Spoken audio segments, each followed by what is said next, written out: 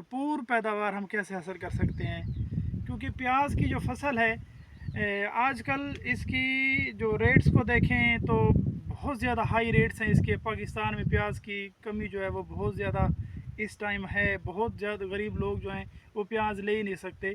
तो हम प्याज की फसल जिन लोगों ने लगाई हुई है वो इस प्याज की फसल से भरपूर पैदावार कैसे हासिल कर सकते हैं, और प्याज के जो मोटे मोटे प्याज हैं वो हम कैसे हासिल कर सकते हैं।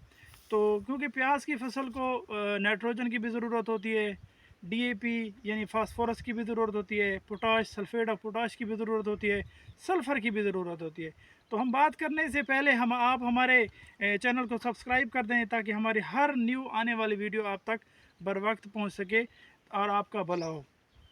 तो आज हम बात करेंगे हमारे प्यारे काश्तकार साहबान कि जो प्याज की फसल में जो खादों का शेड्यूल है वो उसकी हम 3 किस्तें बना लेते हैं ताकि आपको समझने में आसानी हो।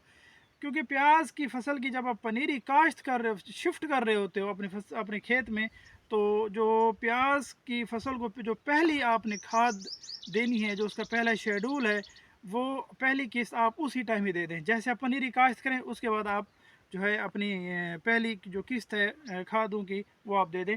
उसमें जो पहली किस्त है आपके पास वो कौन कौन सी खादें हैं, उसमें एक है कि 2 बैग डीएपी दें। 2 बैग डीएपी यानी 2 बैग फास्फोरस दें।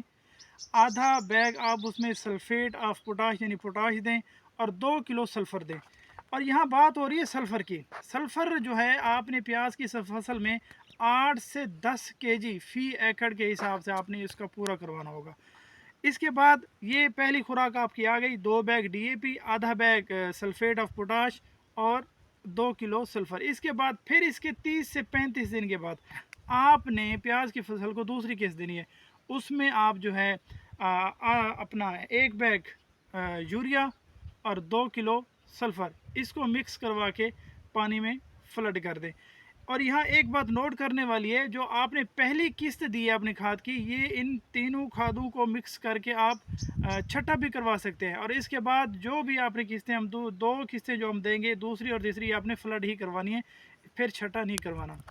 इसके बाद हमारी जो तीसरी खाद की जो किस्त होगी वो आपने दूसरी किस्त के 40 से 45 दिन के बाद देनी है।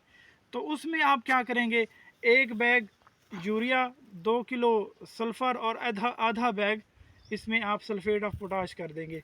तो इस तरीके से ये आपकी जो 3 किस्तें हैं प्याज की फसल की जो ज़रूरत है खादों की वो उसकी पूरी हो जाएगी। और जो पोटाश का इसमें काम है कि हम बार बार बात कर रहे होते हैं कि आप अपनी फसल को पोटाश दें, पोटाश दें, पोटाश दें। उसका ये फ़ायदा होता है, जो आपके प्याज का जो बल्ब है नीचे वो मोटा ही इसी पोटाश से होता है। जब तक आप पोटाश नहीं देंगे आपके प्याज मोटे नहीं होंगे। क्योंकि इस टाइम जो टाइम चल रहा है ये पोटाश का टाइम चल रहा है आपकी प्याज की फसल में। तो 1 महीना 10 दिन या 20 दिन या 25 दिन के बाद आपकी प्याज की फसलों की जो पटाई वाला काम है वो शुरू हो जाना है।